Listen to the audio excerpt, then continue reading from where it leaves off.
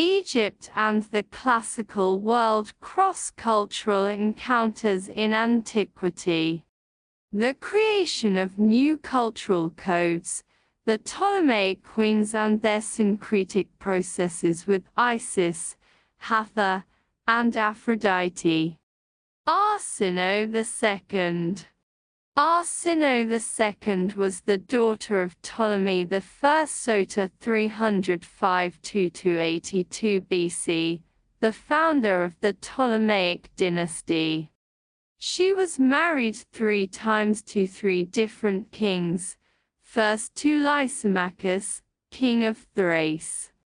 Her second husband was Ptolemy Ceraunus, her half-brother and the usurper of the Thracian throne after Lysimachus's death. When he killed her 2 sons, she fled to Egypt and married her third husband, her full brother Ptolemy II 285–82 BC. Even before Arsinoe II became Queen of Egypt, she had been powerful, controlling entire cities and thus possessing vast wealth. That she married her half-brother and subsequently her full brother was sensational and changed the position and perception of Ptolemaic queens fundamentally. When Ptolemy II married his sister, it was not to her benefit only, but also to his, since the siblings could thus consolidate their power and strengthen Ptolemaic rule in Egypt. Already during her lifetime, Arsinoe became critical to the projection of the image of the Ptolemaic dynasty, including in regard to its maritime politics. Arsinoe II was associated with female members of the Greco-Egyptian pantheon, such as Aphrodite, Isis, and Hathor. She received temples of her own while sharing others with these goddesses. One of the most extraordinary images of Arsinoe II must have been planned for her sanctuary at Cape Sephrium, near Canopus, east of Alexandria, where she was worshipped as Aphrodite.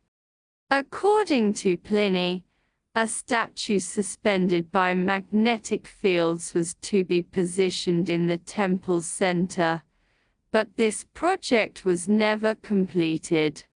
The temple and its cult image, which are attested only through literary sources, were dedicated by Callicrates of Samos, the supreme commander of the Ptolemaic royal navy from the 270 to the 250 BC, who had a particular interest in promoting this aspect of Arsinoe during her lifetime.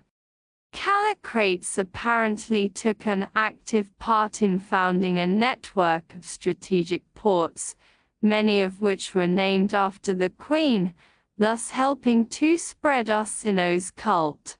It seems that he sought to mediate between Old Hellas and the New World of Ptolemaic Egypt by bridging the gap between the two, spreading his ruler's novel, cultural policies abroad and at the same time, bringing Greek tradition to bear on his Egyptian milieu.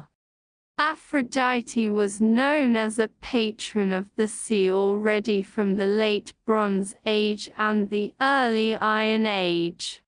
Hellenic poets connected Arsinoe II to Aphrodite's narrative as a marine and saving sea goddess, who both granted smooth sailing Eupoia, which became one of Arsinoe's epithets, and was venerated as a protectress of harbors, two suitable and important aspects for the Ptolemaic navy, which were conferred onto the deified queen.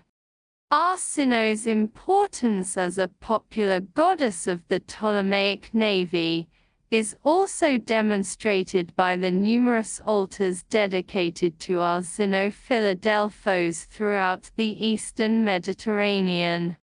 Arsinoe's power as a divine personality and her iconography were enhanced by her association with goddesses, such as Isis. At the same time, Arsinoe's lasting popularity as a deified queen and a divinity was particularly important in facilitating the broader development of Isis and her cult in the Mediterranean world. Arsinoe and the later Ptolemaic queens were venerated as Isis as female embodiments of Ptolemaic power, and this must have reinforced Isis's power in the minds of her followers and attracted even more worshippers to Isis generally.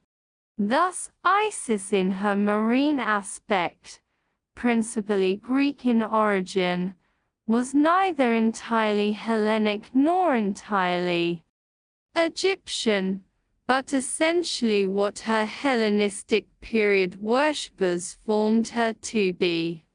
This development was driven by political and economic implications and especially the shared semantic dimension of polytheistic religion.